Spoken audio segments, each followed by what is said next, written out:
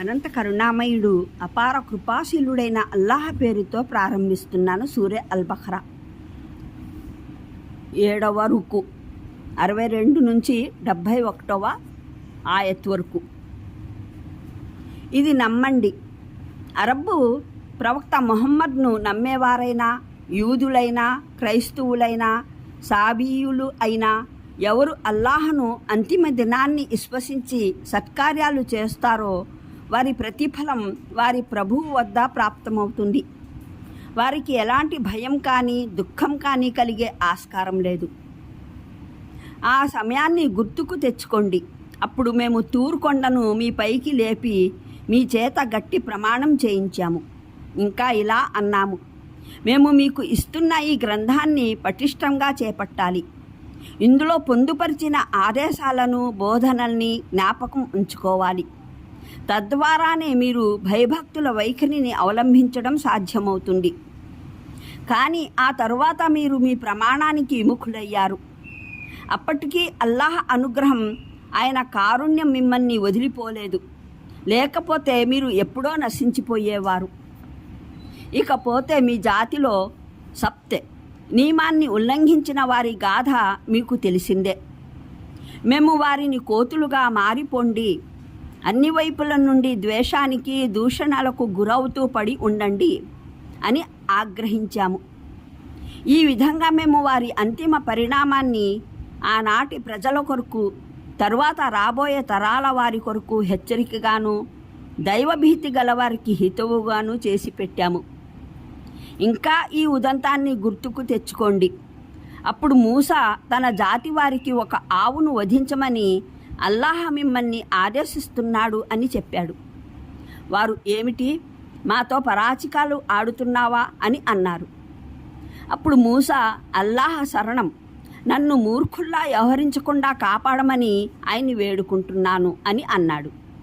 సరే, నీ ప్రభువును అభ్యర్థించి ఆ ఆవు వివరాలేమిటో కాస్త మాకు తెలుపమను అని వారు కోరారు. మూసా ఇలా తెలిపాడు, అల్లాహ్ ఇలా సెలవిస్తున్నాడు, ఆ ఆవు పూర్తిగా ముసలిది కారాదు, బొత్తిగా లేదూడా కారాదు, మధ్య వయసుదై ఉండాలి. తదనుగుణంగా మీకు ఇచ్చిన ఆదేశాన్ని నిర్వర్తించండి. మళ్ళీ వారు అడగసాగారు, నీ ప్రభువును ఇంకా ఇదొక్కటి అడుగు, దాని రంగు ఎలా ఉండాలో కూడా చెప్పమను. మూసా చెప్పాడు, అది పసుపు వన్నె ఆవై ఉండాలని, దాని రంగు మెరుస్తూ చూసేవారికి కనుల పండుగగా ఉండాలని ఆయన అంటున్నాడు. వారు మళ్ళీ అడిగారు, నీ ప్రభువును స్పష్టంగా అడిగి ఖచ్చితంగా ఎలాంటి ఆవు కావాలో చెప్పు, దాన్ని గుర్తించడంలో మాకు సంశయం కలుగుతోంది. అల్లాహ్ కోరితే మేము దాని జాడ తెలుసుకుంటాము. మూసా సమాధానంగా, అల్లాహ్ ఇలా తెలిపాడు, ఆ ఆవును సేవలకై వినియోగించరు. అది భూమి దున్నదు, మోట లాగదు, సంపూర్ణ ఆరోగ్యవంతమైనది, ఎలాంటి మచ్చ లేనిదై ఉంటుంది. దానికి వారు, ఇప్పుడు చెప్పావే సరిగ్గా ఉంది అని ఎలుగెత్తి పలికారు. ఆ తరువాతనే వారు దాన్ని జిబా చేశారు. లేకపోతే వారు అలా చేసేవారని అనిపించలేదు. 80వ వివరణ. విషయ పరంపరను దృష్టిలో ఉంచుకుంటే విశ్వాసం సదా ఆచారాలను, వివరాలను, అంటే ఏ విషయాలను మనిషి విశ్వసించవలసి ఉంటుంది, ఏ సత్కర్మలు చేసినట్లయితే మనిషి దైవం దృష్టిలో పుణ్యఫలానికి పాత్రుడు అవుతాడు అన్న విషయాలను తెలుపడం ఇక్కడ ఉద్దేశం కాదన్నమాట. దానంతట అదే విసిద్ధమవుతుంది. ఈ విషయాలు ఆయా సందర్భాలలో వివరంగా వస్తాయి.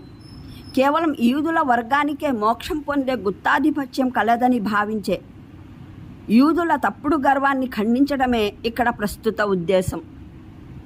వారి వర్గంతో దైవానికి ఏదో ప్రత్యేక అనుబంధం ఉందని, అది మరే మానవులతోనూ లేదని, అందువల్ల తమ వర్గానికి సంబంధించిన వాడు ఆచరణ, విశ్వాసాల రీత్యా ఎలా ఉన్న మోక్షం అన్నది అతనికి ఎట్టి పరిస్థితుల్లోనూ విధితమై ఉందని, వారి వర్గంలో కాక బయట ఉన్న మిగతా మానవులంతా కేవలం నరకాగ్నికి సమిధులు కావడానికే పుట్టారని, నిరాధారమైన భ్రమలకు వారు లోనై ఉండేవారు. వారి ఈ అపోహను దూరం చేయడానికి ఇలా సెలవీయడం జరిగింది. దేవుని దృష్టిలో ముఖ్యమైనవి మీ ఈ వర్గాలు ముఠాలు కావు. అక్కడ ఏదైనా విలువ స్థానం ఉందంటే అది కేవలం విశ్వాసం, సదా ఆచరణలకే. ఏ మనిషి అయితే వాటిని తీసుకొని అక్కడ హాజరు అవుతాడో అతడు తన ప్రభువు ద్వారా తన ప్రతిఫలాన్ని పొందుతాడు. దైవ సన్నిధిలో తీర్పు మనిషి గుణగణాల ఆధారంగా జరుగుతుంది, మీ జనాభా రిజిస్టర్ల ఆధారంగా కాదు. ఈ ఉదంతాన్ని దివ్య ఖురాన్ విభిన్న సందర్భాలలో ప్రస్తావించిన తీరు వల్ల స్పష్టంగా జ్యోత్కమయ్యేదేమిటంటే ఆ కాలంలో బనీ ఇస్రాయిల్ ప్రజల్లో అది ప్రముఖమైన ప్రసిద్ధి చెందిన సంఘటనే. కానీ అది జరిగిన తీరుతెన్నుల్ని, స్థితిని నేడు వివరంగా తెలుసుకోవడం కష్టం, సంగ్రహంగా అర్థం చేసుకోవలసిన విషయం. కొండ అడుగున ప్రమాణం తీసుకుంటున్న సమయంలో ఆ కొండ వారి పైకి వచ్చి పడుతుందా అన్నట్లు అనిపించే భయంకరమైన పరిస్థితిని కల్పించడం జరిగి ఉంటుంది.